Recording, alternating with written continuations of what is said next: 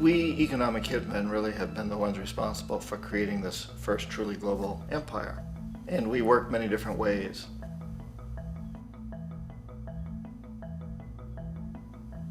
But perhaps the most common is that we will identify a country that has resources our corporations covet, like oil, and then arrange a huge loan to that country from the World Bank or one of its sister organizations.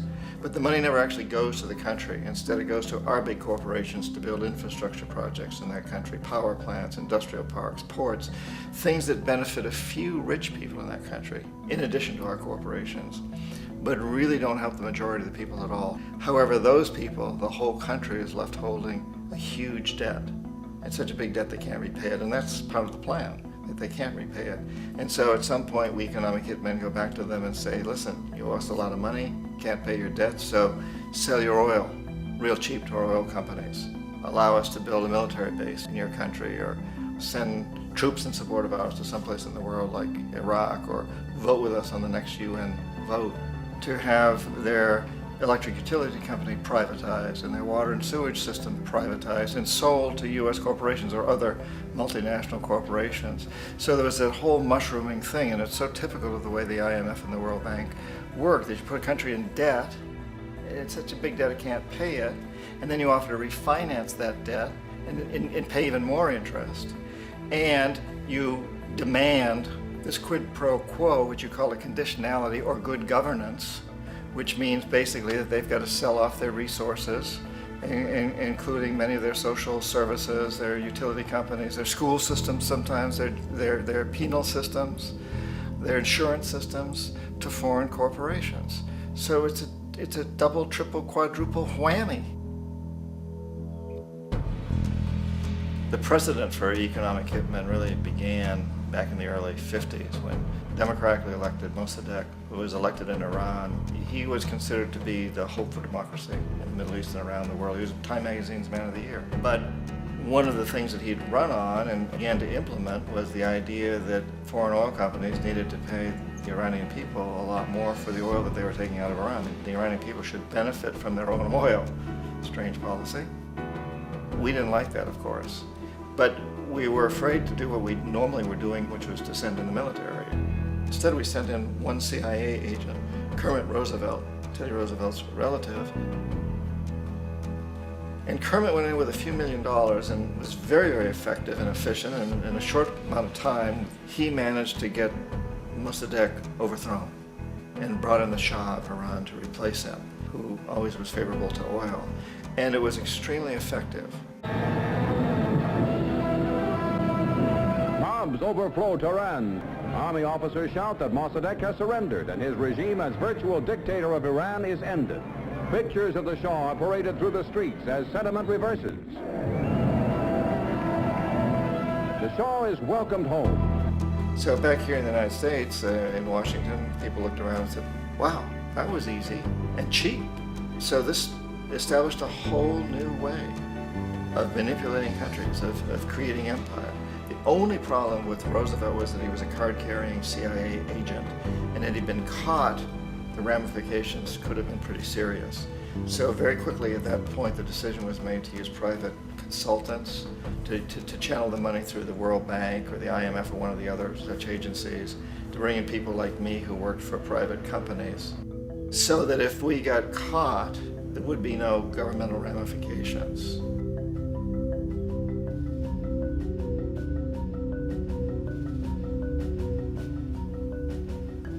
When Arbenz became president of Guatemala, the country was very much under the thumbs of United Fruit Company, the big international corporations. And Arbenz ran on this ticket that says, you know, we want to get the land back to the people.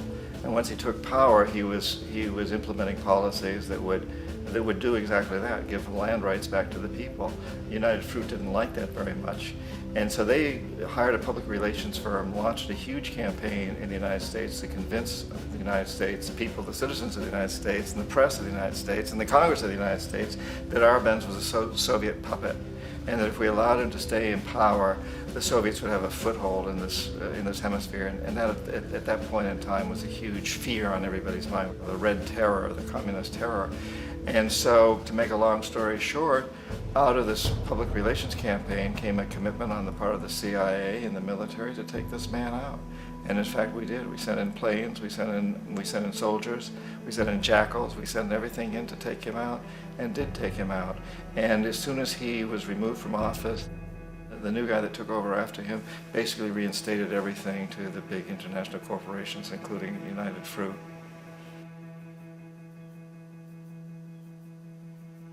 Ecuador for many, many years had been ruled by pro-US dictators, often relatively brutal.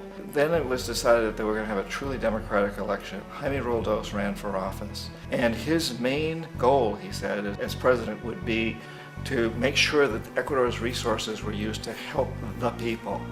And he won, overwhelming, by more votes than anybody had ever won anything in Ecuador. And he began to implement these policies to make sure that the profits from oil went to help the people. Well, we didn't like that in the United States. I was sent down as one of several economic hitmen to change Roldos, to corrupt him, to bring him around, to let him know, okay, you can get very rich, you and your family, if you play our game, but if you continue to try to keep these policies you've promised, you're going to go. He wouldn't listen. He was assassinated. As soon as the plane crashed, the whole area was cordoned off. The only people allowed in were U.S. military from a nearby base and some of the Ecuadorian military. When an investigation was launched, two of the key witnesses died in car accidents before they had a chance to testify. A lot of very, very strange things that went on around the assassination of Jaime Roldos. I, like most people who've really looked at this case, have absolutely no doubt that it was an assassination. And of course, in my position as an economic hitman, I was always expecting something to happen to Jaime, whether it be a coup or assassination, I wasn't sure, but that he would be taken down because he was not being corrupted. He would not allow himself to be corrupted the way we wanted to corrupt him. Omar Torrijos, president of Panama, was one of my favorite people. I really, really liked him. He was very charismatic. He was a guy who really wanted to help his country. And when I tried to bribe him or corrupt him, he said, look, John, he called me Juanito. He said, look, Juanito, I don't need the money. What I really need is for my country to be treated fairly. I need for the United States to repay the debts that you owe my people for all the destruction you've done here. I need to be in a position where I can help other Latin American countries win their independence and be free of this terrible presence from the north that you people are exploiting us so badly. I need to have the Panama Canal back in the hands of the Panamanian people. That's what I want. And so, leave me alone. Don't try to bribe me. It was 1981, and in May, Jaime Roldos was assassinated. And Omar was very aware of this. Torrijos got his family together and he said, I'm probably next, but it's okay because I've done what I came here to do. I've renegotiated the canal. The canal will now be in our hands. He just finished negotiating the treaty with Jimmy Carter. In June of that same year, just a couple of months later, he also went down in an airplane crash, which there's no question was executed by CIA-sponsored jackals. Tremendous amount of evidence that one of Torrijos' security guards handed him at the last moment as he was getting on the plane a tape recorder, a small tape recorder that contained a bomb.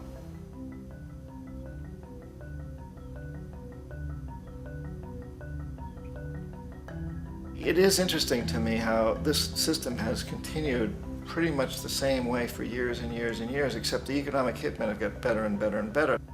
Then we come up with, very recently, what happened in Venezuela. In 1998, Hugo Chavez gets elected president, following a long line of presidents who had been very corrupt and basically destroyed the economy of the country. And Chavez was elected amidst all that.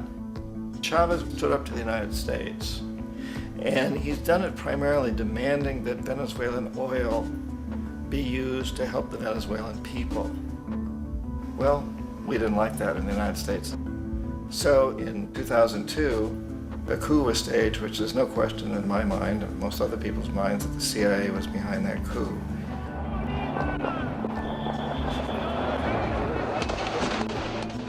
way that that coup was fomented was very reflective of what Kermit Roosevelt had done in Iran, of paying people to go out into the streets, to riot, to protest, to say this Chavez is very unpopular.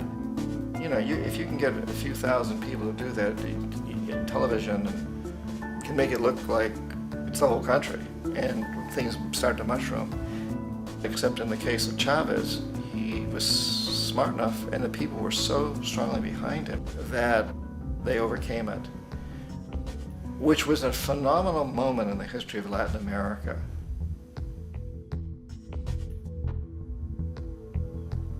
Iraq actually is a perfect example of the way the whole system works. So we economic hitmen are the first line of defense. We go in and we try to corrupt governments and get them to accept these huge loans, which we then use as leverage to basically own them. If we fail, as I failed in Panama with Omar Torrijos and in Ecuador with Jaime Roldos, men who refuse to be corrupted, then the second line of defense is we send in the jackals. And the jackals either overthrow governments or they assassinate. And once that happens and a new government comes in, and boy, it's going to toe the line because the new president knows what will happen if he doesn't. In the case of Iraq, both of those things failed. Economic hitmen were not able to get through to Saddam Hussein. We tried very hard. We tried to get him to accept a deal very similar to what the House of Saud had accepted in Saudi Arabia, but he wouldn't accept it. And so the jackals went in to take him out. They couldn't do it. His security was very good. After all, he had one time worked for the CIA. He'd been hired to assassinate a former president of Iraq and failed, but he knew the system. So in '91, we send in the troops and we take out the Iraqi military. So we assume at that point that Saddam Hussein is going to come around. We could have taken him out, of course, at that time, but we didn't want to. He's the kind of strong man we like. He controls his people. We thought he could control the Kurds and keep the Iranians in their border and keep pumping oil for us. And that once we took out his military, now he's going to come around. So the economic hitmen go back in the 90s without success. If they'd had success, he'd still be running the country. We'd be selling him all the fighter jets he wants and everything else he wants. But they couldn't, they didn't have success. The jackals couldn't take him out again, so we sent the military in once again, and this time we did the complete job and took him out, and in the process created for ourselves some very, very lucrative construction deals. We had to reconstruct a country that we'd essentially destroyed, which is a pretty good deal if you own construction companies, big ones. So, Iraq shows the three stages. The economic hitmen failed there, the jackals failed there, and as a final measure, the military goes in. And in that way, we've really created an empire, but we've done it very, very subtly. It's clandestine. All the empires of the past were built on the military, and everybody knew they were building them. So that the British knew they were building them, the French, the Germans, the Romans, the Greeks. And they were proud of it, and they always had some excuse like spreading civilization, spreading some religion, something like that. But they knew they were doing it. We don't. The majority of the people in the United States have no idea that we're living off the benefits of a clandestine empire, that today there's more slavery in the world than ever before. And then you have to ask yourself, well, if it's an empire, then who's the emperor? Obviously, our presidents of the United States are not emperors. An emperor is someone who's not elected, doesn't serve a limited term, and doesn't report to anyone, essentially. So you can't classify our presidents that way. But we do have what I consider to be the equivalent of the emperor, and it's what I call the corporatocracy. The corporatocracy is this group of individuals who run our biggest corporations, and they really act as the emperor of this empire.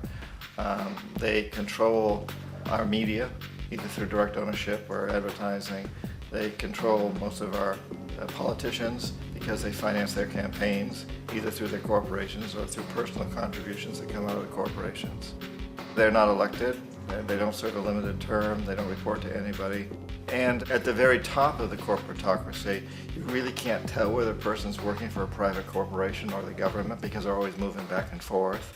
So, you've got a guy who one moment is the president of a big construction company like Halliburton, and the next moment he's vice president of the United States, or the president who was in the oil business. And this is true whether you've got Democrats or Republicans in the office. You have the moving back and forth through the revolving door. And in a way, our government is invisible a lot of the time, and its policies are carried out by our corporations on one level or another. And then again, the policies of the government are basically forged by the corporatocracy and then presented to the government. They become government policy. So it's an incredibly cozy relationship. This isn't a conspiracy theory type of thing. These people don't have to get together and plot to do things. They all basically work under one primary assumption, and that is that they must maximize profits regardless of the social and environmental costs.